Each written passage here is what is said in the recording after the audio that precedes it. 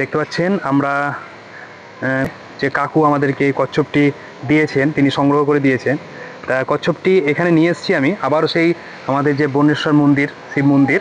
আর এই মন্দিরটিতে যে পুকুরটি রয়েছে মন্দিরের সামনে, এই পুকুরে অনেক কচ্ছপ ছাড়া হয়েছে। এই গ্রামের ছেলেরা ছেড়েছে, যারা এই বিষয় সম্পর্কে সচেতন, তারা ছেড়েছে এবং আমিও অনেকগুলো ছাড়লাম।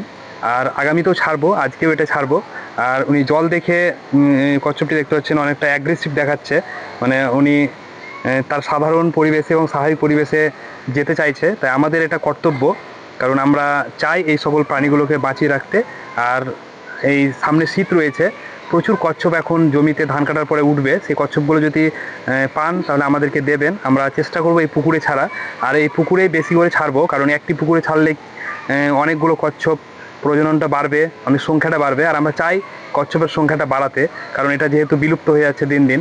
তাই আমাদের যে কাজ, সেটা সকলে এগিয়ে আসুন, কারণ আমরা জানি সকলেই যে যে কোনো বিপ্লব এবং যে কোনো লড়াই একদিনে সম্ভব হয় না। সেটাকে লড়ে যেতে হয়, বিপ্লবটা ঘটাতে হয়, তারপরে একদিন অবশ্যই ঘটে, একদিনে না হলেও একদিন ঘটবেই সেই বিপ্লব। তাই আমরা চাই এই সকল প্রাণীগুলোকে সকলেই রক্ষা করুন আর সকলেই এগিয়ে আসুন, কারণ সকলের প্রয়োজন রয়েছে এই সকল আমাদের জীব বৈচিত্র্য এবং তার সঙ্গে আমাদের যে পরিবেশ, এনভায়রনমেন্ট, এগুলোকে রক্ষা করা।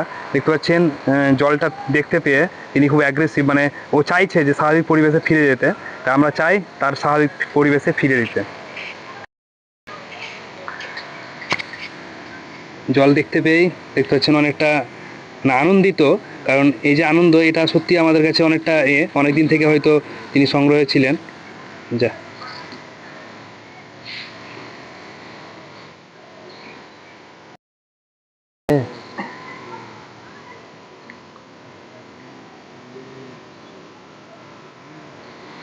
চলে গেল। যাই হোক, ওনার স্বাভাবিক পরিবেশে আমরা ফিরিয়ে দিলাম। চেষ্টা করব এভাবে যতগুলো শুধু কচ্ছপ নয়, আমাদের পরিবেশে যে সকল বিলুপ্ত বা এই প্রাণী যেগুলো বিলুপ্ত হয়ে যাচ্ছে, সেগুলো প্রত্যেকটাকে আমরা রক্ষা করার। আর এইভাবে আমরা চেষ্টা করব আমাদের যে সংকল্প, সেটাকে এগিয়ে নিয়ে যাওয়ার। সকলে সহযোগিতা করবেন, এগিয়ে আসবেন, কারণ এগুলো প্রয়োজন আমাদের পরিবেশকে রক্ষা করতে এবং পরিবেশের যে প্রাণীগুলো থাকে সেগুলোকে সঙ্গে নিয়ে আমাদেরকে এগোতে হবে।